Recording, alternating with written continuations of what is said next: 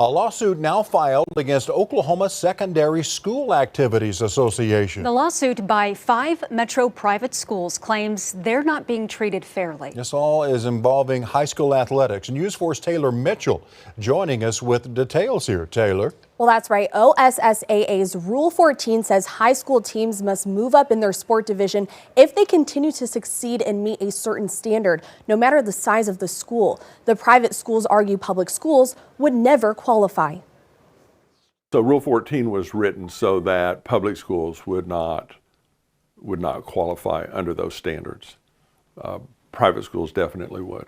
Bishop McGuinness, Mount St. Mary, Heritage Hall, Crossings Christian, and Oklahoma Christian School are the 5 metro private schools suing the OSSAA over Rule 14, saying changes need to be made. Currently, if a private high school's sports team dominates their division, they are forced to move up to a higher division, and in some cases, pushed to the highest level of competition, 6A. There is a distinct competitive disadvantage. However, sports radio personality Jerry Ramsey says large public schools may be the one at a disadvantage.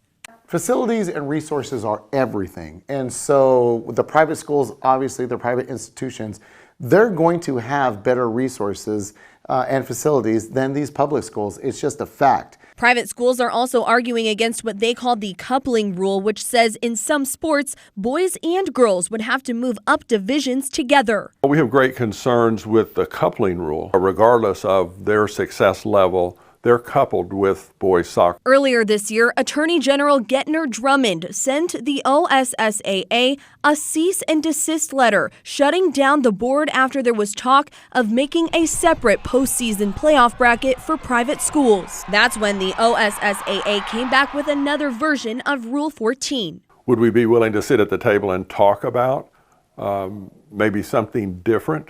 Certainly. Well, court documents also accuse the OSSAA board of being biased against private schools. The private schools involved are asking the OSSAA to pay for lawyer fees, court costs, and requesting to rewrite Rule 14. We reached out to the OSSAA this morning for a comment, but have not heard back.